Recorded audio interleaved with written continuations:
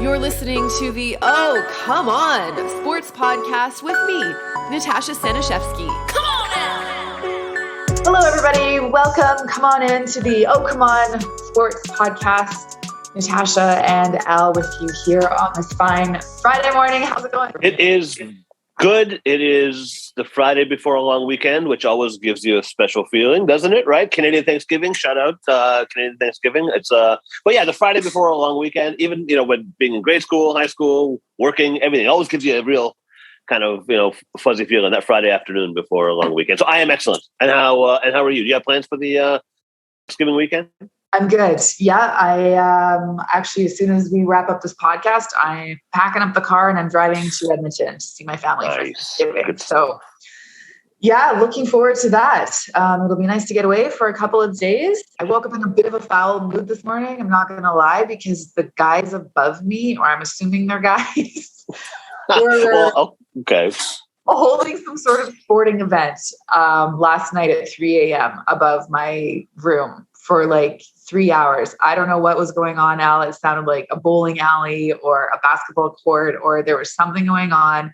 They were so loud, and there's nothing I can do about it. What do you do? That's the natural question is, what are you, because there are different reactions for different types of people, I think, right? I mean, there are some that are going to go up there and on the door. Yes. And there are some that are going to just frown at them from afar and be really Canadian and say, I don't like those guys. But so what was your method of dealing with it? I am not against going up to a door, knocking and getting in there a little bit. However, I figured the way my building works is you can't get onto a floor unless you have the fob. So there's no way I can actually go up there. And to be honest, was I really going to go up there at 4 a.m. and confront a bunch of, like I said, I'm assuming they're guys. Potentially, who were yelling. Yeah. Anyways, so I ended up doing the old Monica. I don't know if you watch Friends. 100%. You get the broom and they're like painting on the ceiling.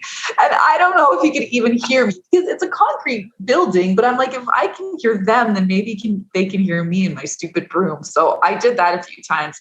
I don't know if it works, but by the time 4:30 rolled around, they shut it down. Anyways, I had very little sleep last night, and I'm annoyed at those people. Well, that is. I mean, that's a justifiably foul mood, because that would be very irritating. So is your building? Is it a young party building? Is it an older? No, it's not. No. Okay. I've barely heard a peep from them before. Like maybe once I did. So it was very bizarre. It was very unusual. Maybe somebody new moved in. I don't know. But if it becomes a regular thing, we're going to have a problem, because you can't really, like, I'm not going to call 911 and report them to the police. Like, that's not. Don't be that person. Yeah, don't be that person. Don't worry, I'm not that person. Okay, good. There needs to be some sort of phone number for like mid-level issues. Yeah. Anyways, I just had to get that off my chest. Maybe they were celebrating some of the great sports that were on last night, right? We had a good Thursday night football game on. We had baseball games on. We had Canada soccer on last night. So, but if that is the case, then you're in trouble for these next few weeks, because there's a lot of that happening over these next few weeks. But it was a great night of sports last night, and the whole week. Yeah, you and I were chatting a little bit about the football game and the soccer match. Was awesome with the Canadian men in Azteca Stadium, where they rarely ever win, and they came away with a draw. I haven't scored there in 28 years, apparently. So that's when they scored a goal there. Which, when I heard that stat, I thought, well, how come that's not more known? That's quite a streak for those Mexican team, man. But no, big up to Canada's, because they played really well. This is important. This is World Cup qualifying. So in their division, they have obviously the U.S. and they have Mexico, and they have some Central American teams who are. This is all they do, is they live, eat, sleep, and breathe. Breathe soccer. But Canada's in third place right now, I believe, with I think it's 6 points, 3 draws. I was lucky enough to go watch the Canada-Honduras game actually at BMO Field a few weeks, about a month ago now, and what an amazing atmosphere that was! Those fans are really, really passionate. I encourage you, if you can, go check out a World Cup qualifier if possible.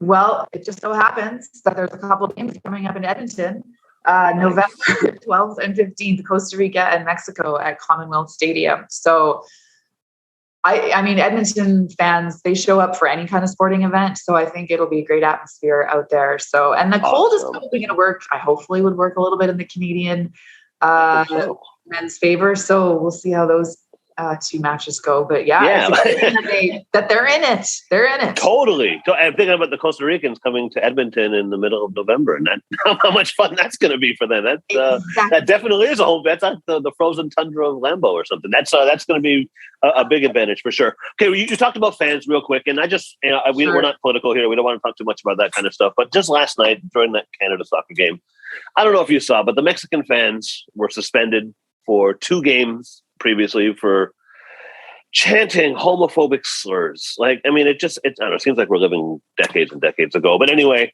and last night the game had to be stopped at some point because, so anyway, they were suspended 2 games. I guess FIFA overturned that and made it a 1-game suspension instead. They allowed fans in yesterday, and they had to stop the game again for, I think, 6 minutes or 7 minutes or whatever it was to address this again. So, I mean, come on, moment of the week is those Mexicans. That's just absolutely ridiculous. We don't want to talk too much about it. I don't want to talk too much about it. I don't know if you do. Any comments? But let's focus on the game and the fact that Canada, kicked butt yesterday. Sorry. It's appalling. It's ridiculous to see. I mean, FIFA, like you said, they banned them for 2 games. Then they changed it to 1. And at this point, you have to really come down on them. Otherwise, it means nothing. Like that little break yesterday, like what was that? It just gives them time to regroup or get more beer. Totally. Or like, what is the point of that? That doesn't do anything. You have to either keep banning them or make it hurt for Mexico, right? Like, I don't know if you can actually hand them losses, but you need to come down way harder. Otherwise, it's just a joke. Like, I mean, it's the job of a governing body to try and ensure kind of integrity of a league, right? I mean, you saw it in the NBA when owners were acting incorrectly and they got owners out of there, and you've seen it in baseball, right? With one shot. So anyway, there's a precedent here for sure, and I think it's kind of the job of the league, isn't it, to really kind of police and regulate, and most importantly, to your point, is enforce these things. And so we'll see what happens. Hopefully they come out of being 6 decades, 7 decades ago. And I mean, regardless, it's never been acceptable, but just the fact that it's still happening in 2021, right? I don't know, it blows my mind a little bit. I don't get it. I can't wrap my head around it. So yeah, make Mexico play in an empty stadium, and maybe that'll teach them. Maybe, or down a player or something, or right? Yeah, I don't know. I don't know. Problems that are too big for you and I to solve. Absolutely. But other than that soccer game yesterday, of course, the Thursday nighter, which was an awesome game. Love when the Thursday nighter is actually a good game, because so often they're just total duds, right? They are, yeah. You're absolutely right. It was fun to see a good one last night, and you say awesome game, and I agree it was an awesome game, but it's not awesome if you have Matthew Stafford as your starting fantasy quarterback, as I did yesterday. And I think we were texting at one point in the end of the second quarter, and they had run the ball 8 times in a row or something. And I'm thinking, What is happening here? This is a run and gun offense with these great receivers and stuff, and they'll just turn around and hand the ball off. And so anyway, it was frustrating, but it was a great game. That NFC West division, any game within that division, I will happily watch, because that has become like the division in football, right? You tell me any team's finishing first, I would say possible. Any team's finishing fourth, I would say, yeah, possible, right? Because they're so close right now. It's really, really, really fun division to watch. Except let me ask you this. At this point, Seattle is 2-3. Do you think Seattle could actually come back and finish first? Because they're done, in my opinion, aren't they? You think so? Are you writing them off right now? Are you saying that's it? You know what? I'm putting it out there. Other than Arizona, right? Nobody's really taken us. I mean, they seem to be the best of the bunch so far. Arizona does, but well, I mean, we'll see. Again, the NFL, you're one injury away from from Kyler Murray, who's playing like an MVP right now, who's a little guy running around. I'm a little guy, obviously bigger than me, but a little guy relatively.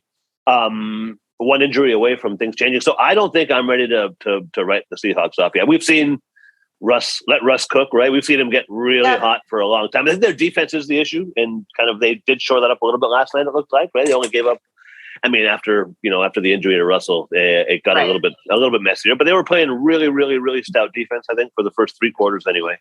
So yeah, no, I'm intrigued by that division this week. There's also some really fun divisional matchups. I think there's another divisional matchup there. I think Arizona's taking on San Fran this weekend. So once again, anytime the NFC West plays each other, I will tune in, because that'll be a fun game. I don't know if one game of good defense is enough to prove to me that the Seahawks defense is better. Coming into this one, they had allowed more yards than any other team. So you're right. They were better, but are they that much improved? I'm not sure. And obviously, Russell Wilson, I don't know how you feel about dislocated fingers, but fingers were a big issue. Gross. Yesterday. I just love the camera work, how they can just get in there so close and zoom in on that little finger hanging off there. And, you think you just pop it back in, no big deal, keep going. But I don't think so. I think there's ligaments and things involved there and play again, right? So what's the status on that? Like, that's a huge blow to Seattle if he ends up missing a few games. I don't know. Yeah. First of all, that was gross, right? I mean, seeing the finger turn that way, and maybe it's my old age, but I watch a lot of UFC as well. Right? I like watching the UFC on Saturday night. Okay. There's a lot more of that kind of stuff happening, right? Where limbs and bones are breaking and things are happening. Especially, I don't know, maybe it's just me in the UFC, but every couple of months it seems like there's someone like Conor McGregor's last fight where he steps backward and there's that image of his ankle just doing what it shouldn't be doing, and it just seems to be more frequent. So it was kind of gross to see, and you're absolutely right. He couldn't come back in. It was fun to see Gino come back in, right? I haven't seen that dude in a long time. I didn't know who their backup quarterback was, and it looked like the ghost of Christmas past coming out of the tunnel there, which was good. He played really well. Again, as somebody with a subpar better like myself who had an overbet in last night's game, thinking, hey, Seattle's had a great offense so far. Their defense kind of stinks. It was fun to see him come in and actually light up the offensive side of the ball for a little bit, and then he threw that pick towards the end of the game. But no, it was a fun game to watch. And did you have a pick going in? Did you think that Seattle was going to hold at home, or did you think that the Rams were going to come in and win? Well, as I've told you before, I like to bet with my heart and not with my head. And I mean, the Rams, I owe you a pumpkin spice latte because they lost. I mean, it was a short week for them, right? Like if we're talking like that game against the Cards didn't even exist because the Rams played again already. But I owe you a pumpkin spice latte because they lost to the Cards. And then just last night I did. I would have put money on the Rams again to beat Seattle. So. Well, first of all, I'm glad you referenced pumpkin spice latte because I wasn't going to.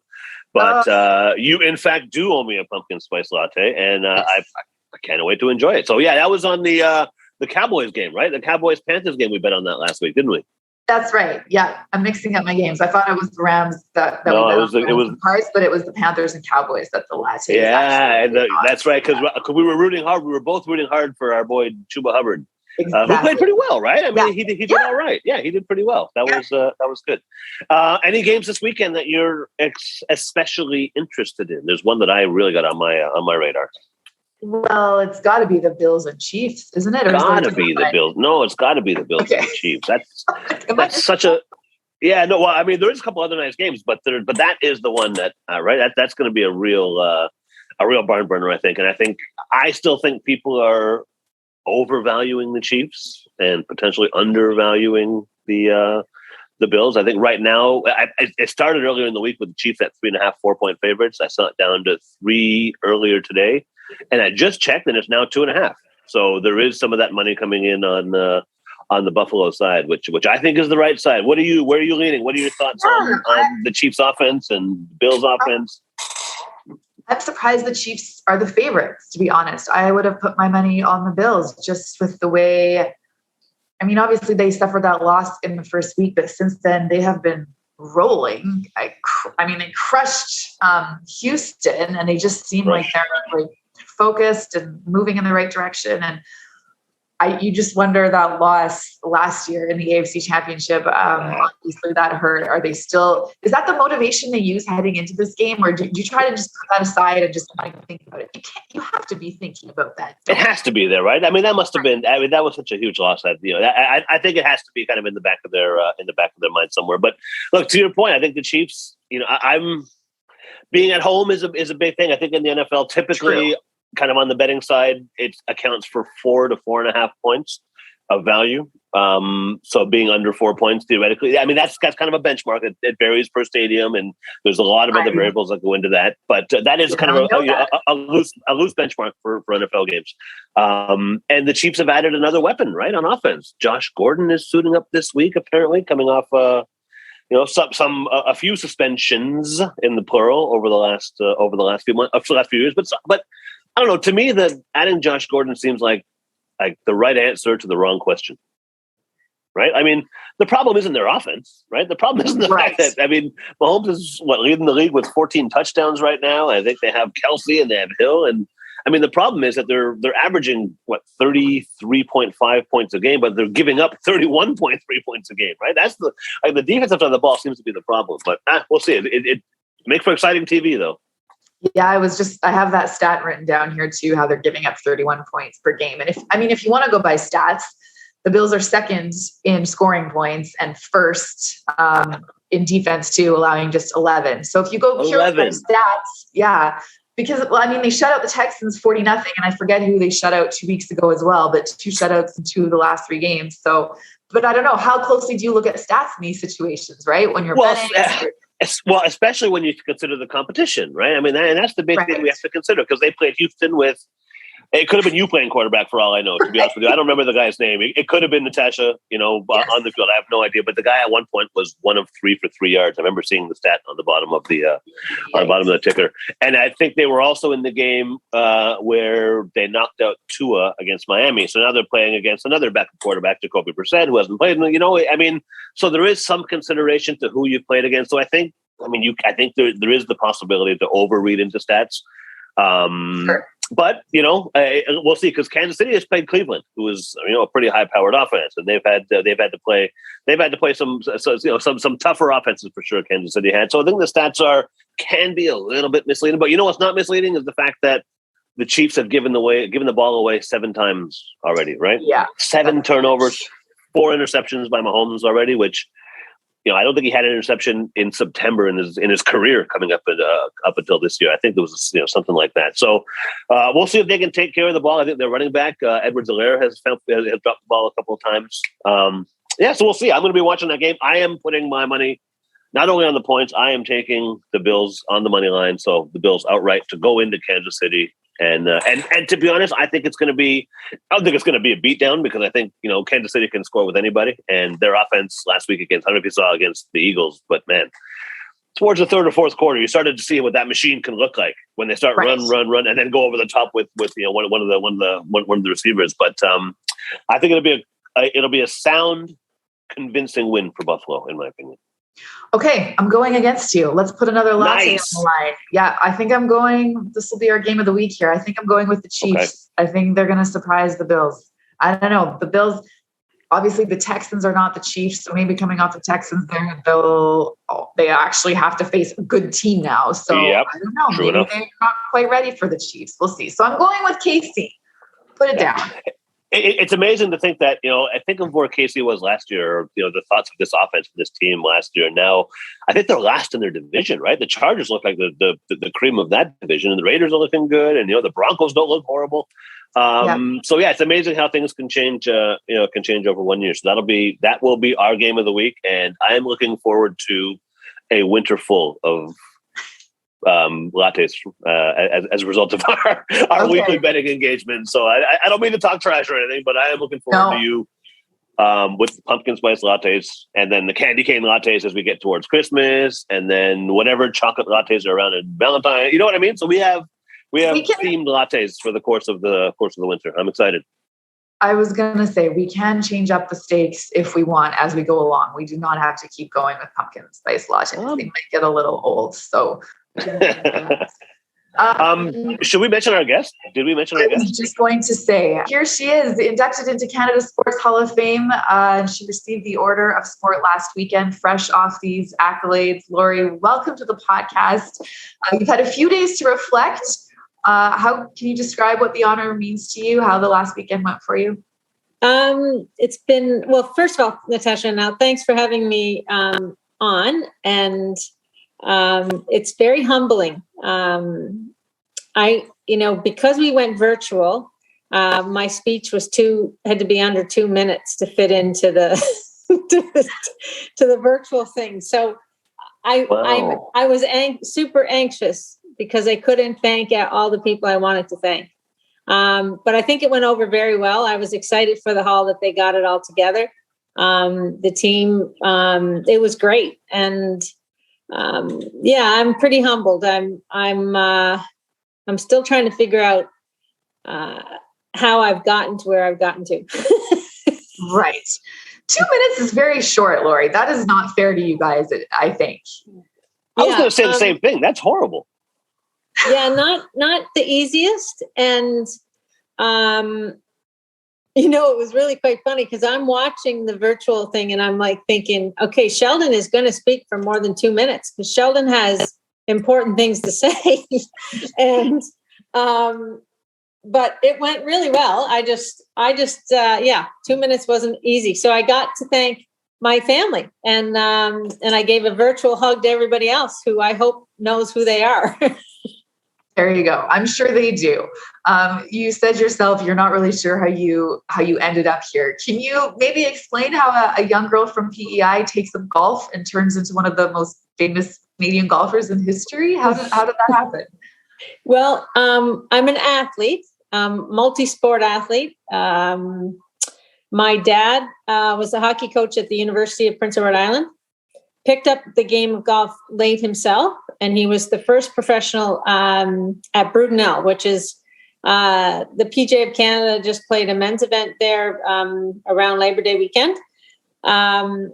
So, Natasha, I played every sport, and it was a seasonal thing. As Canadians, we do what we do, but golf was always there. And 1988 was probably the turning point for me. I played in a Canadian amateur at Shaughnessy.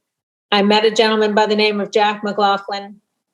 The women were getting the amateur women Canadian. We were then called the CLGA, so the Canadian Ladies Golf Association.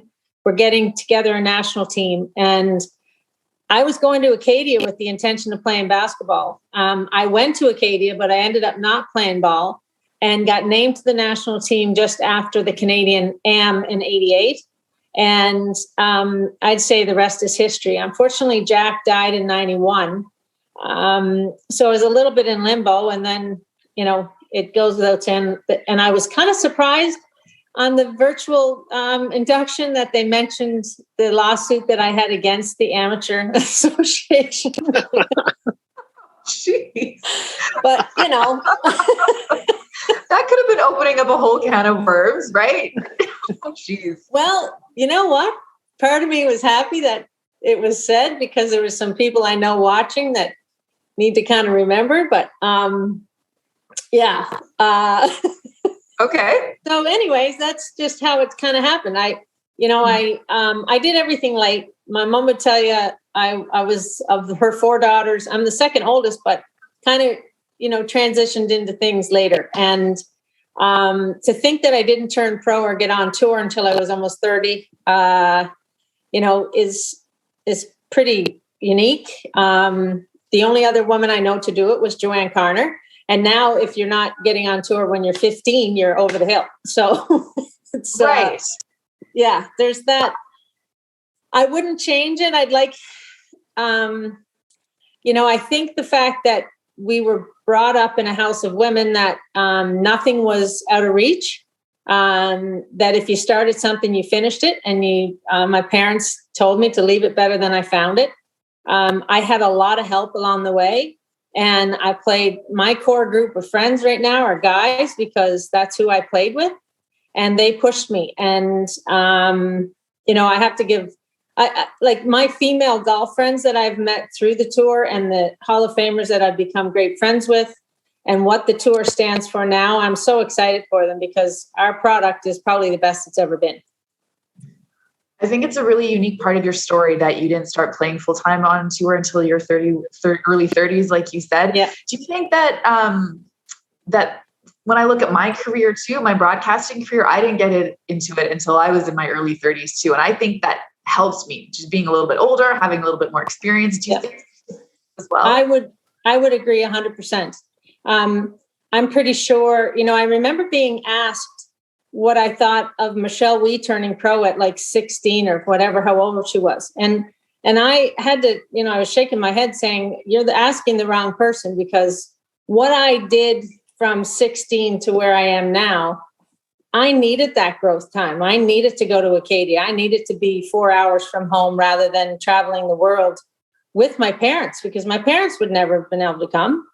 And one, I wouldn't have been able to afford to do that. And so, yeah, I agree with you 100%. I think the maturity that we have as we get on in our years can help us even, today. I'm still asking myself, what's next? And am I ever going to hang them up? I don't think I will.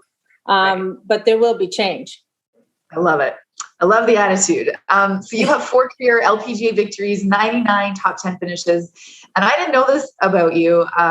There's a bit of a backstory on Mark Messier when I was doing my research yesterday. I hadn't heard this because your first tour win came in 2000. Mark Messier is actually my favorite hockey player. So as soon as I saw that, I was like, what's up with this? So can you tell us the story about Mark Messier and your first tour win?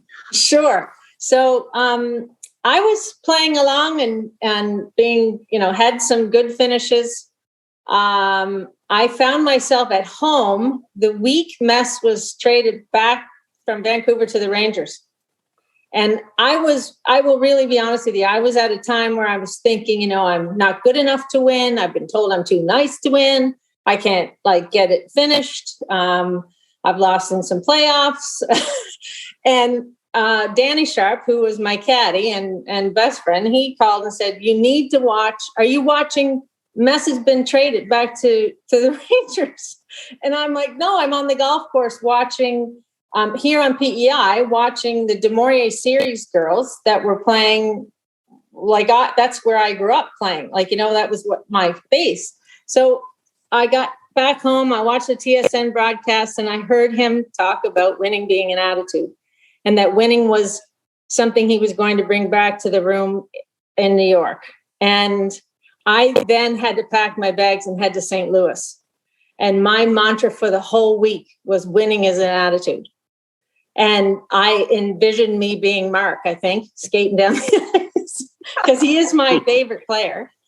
And awesome. We ended up winning in St. Louis, and then went on to Ottawa, actually, to play the last Du Maurier Classic.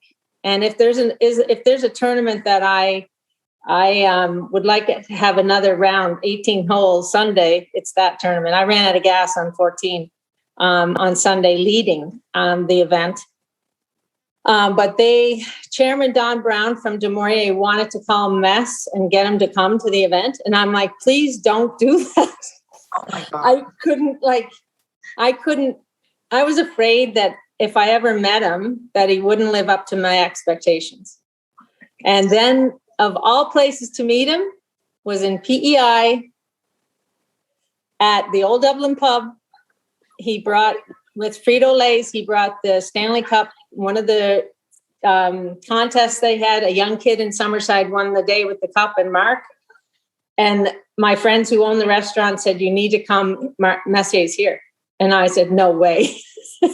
So I went and introduced myself. But that's the story. I truly believe in what he says. I can't wait for his book to come out because I'll be first in line to get it.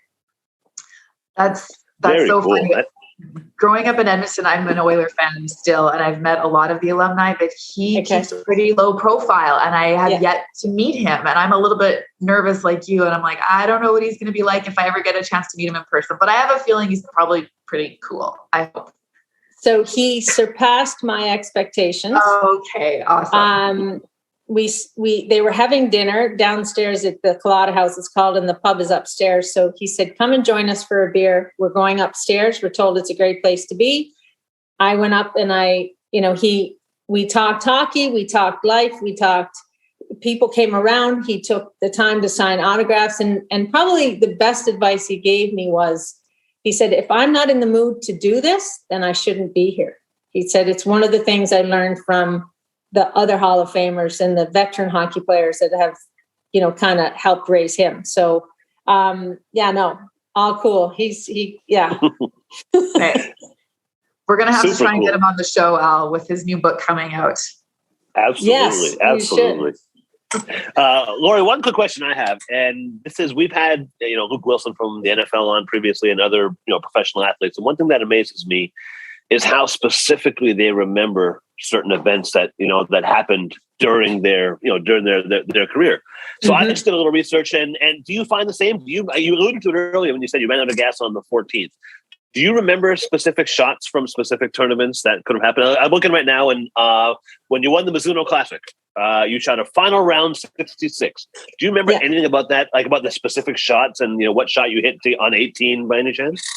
Yeah. I will tell you that I'll go back as far as, so I win in 2000, but 1988, or 1998, excuse me, not 88, 98. I'm playing Tour Championship in Vegas, and it could have been 99 too. And I'm in the final group on Sunday with Seru Pak. And I hit an 8-iron on the first hole that if I need to have good rhythm and tempo, I have that 8-iron entrenched in my brain. Amazing. I know that at Mizuno, I wasn't leading. I think Sophie Gustafsson was. 16 was a par 3, a long par 3. I hit 7 wood into about maybe 6 feet. That's amazing. And I made a great birdie on 17, which was a par 5. And then 18, I won that tournament in a playoff. And Sophie's was probably one of the longest hitters of the time. And, I beat her with a wedge.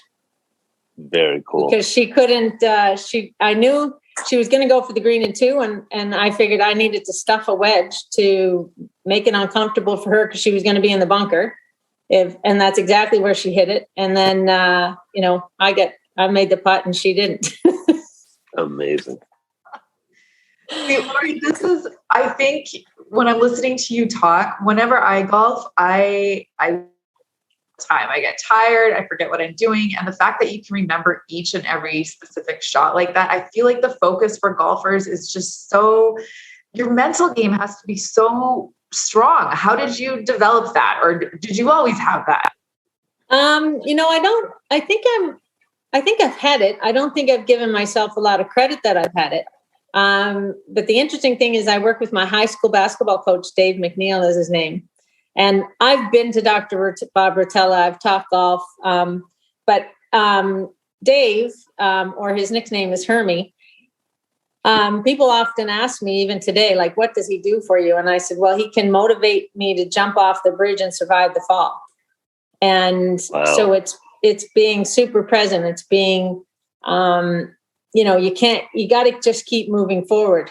The thing about the game of golf is the ball's not moving and it's a long ass day.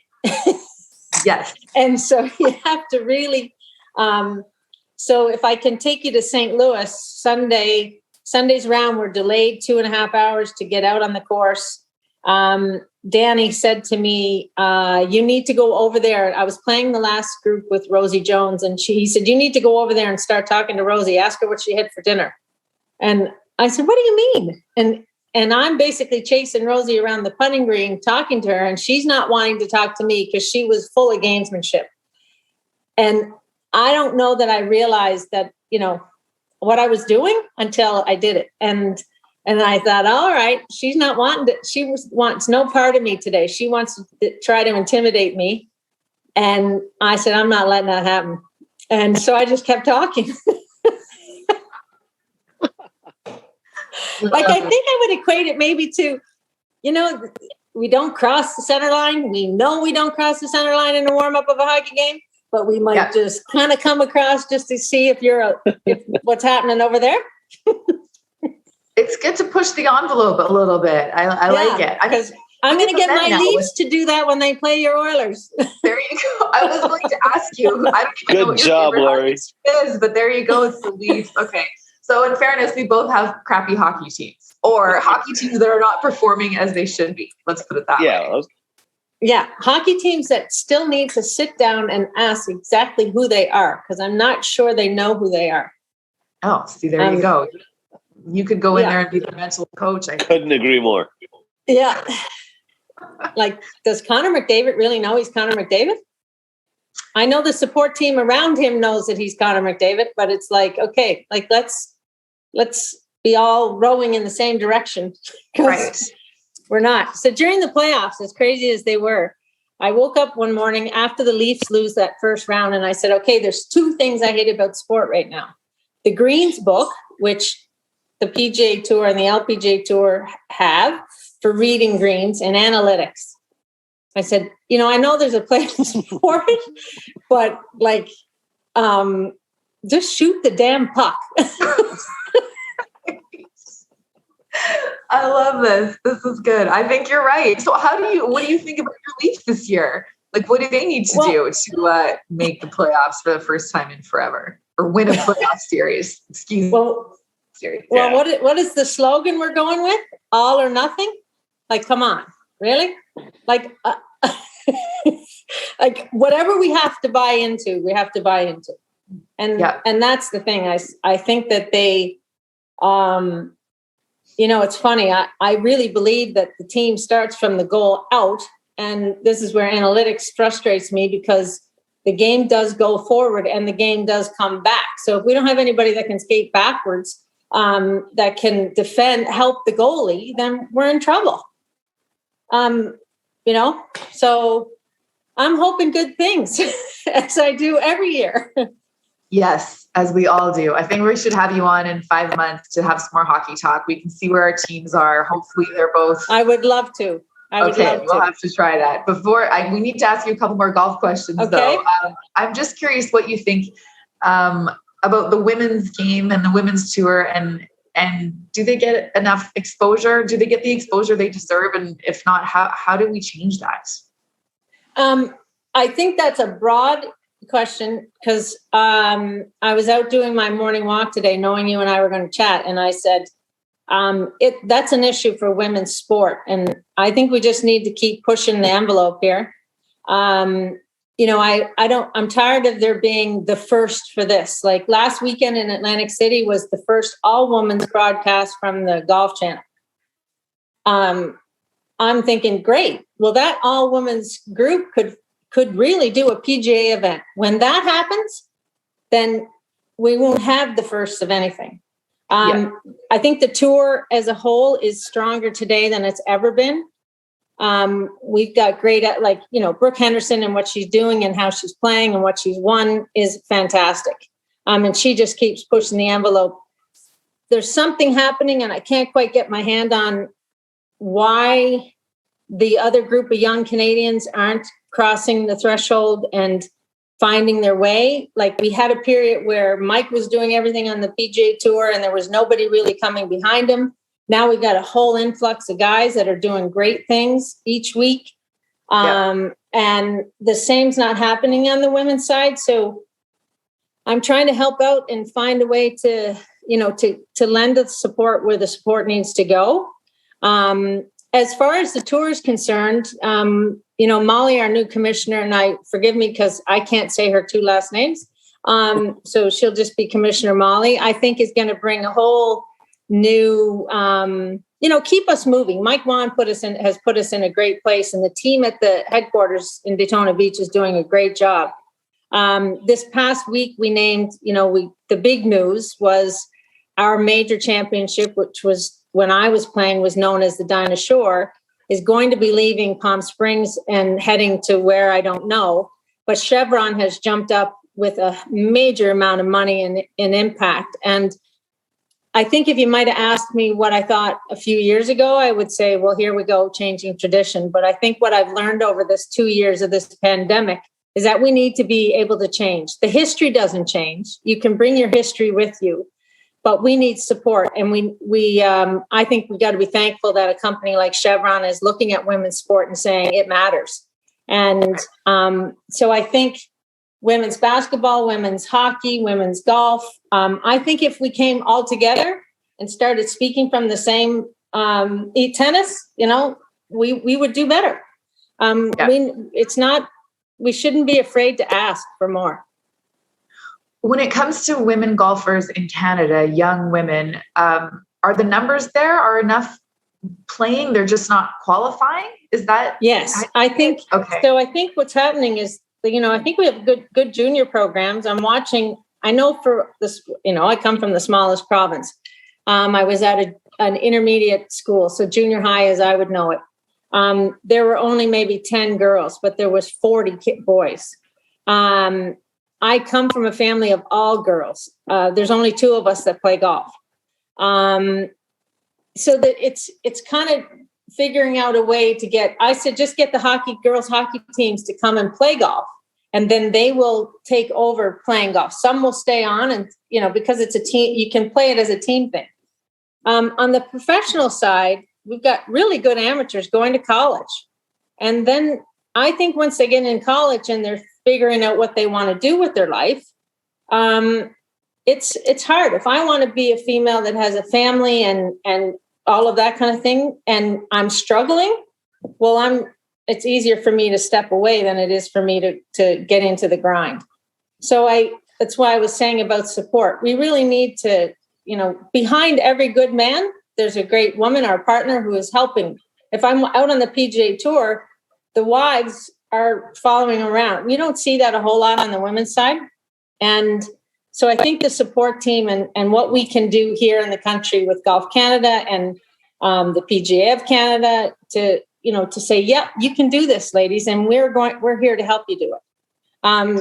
I get more advice. I get asked advice from the guys more so than I do the girls. Interesting. Yeah. So it seems that they still don't think they can actually do it or achieve it. Like I look at the seat you're sitting in and I think, wow, it must have been a challenge to figure out a way. How do you break those barriers down to get in? I don't know. I'm trying still to figure out how we make it better.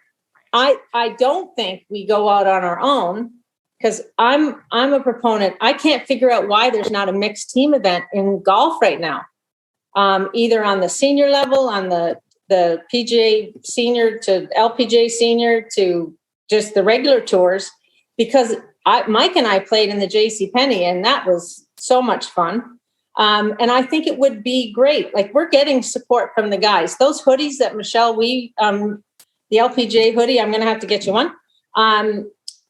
Like the NBA is wearing them because of course, Michelle's married to Johnny West and everybody's wearing them. I said, well, if the basketball players are wearing them, the hockey players need to wear them, and both men and women, because again, we're supporting each other.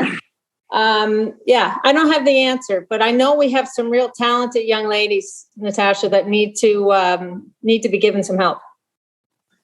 Well, I feel like if anyone's going to figure out, probably going to be you, Lorie. So I'm excited to see what happens. We'll get you out on this last question here. I'm just curious what your proudest moment is. I know you're still playing, but what's your proudest moment to date?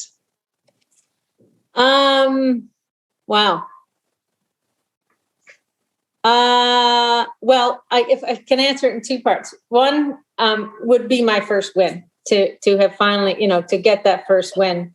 And my second is what I'm able to do with CP, and the CP Has Heart program through the CP match for the kids, with all the funding that goes to pediatric heart health care each year with the event, and the ambassadors that I get to meet. Those kids have left major impressions in my own heart, and we're lucky. Or I'm lucky that I can help build that relationship through CP.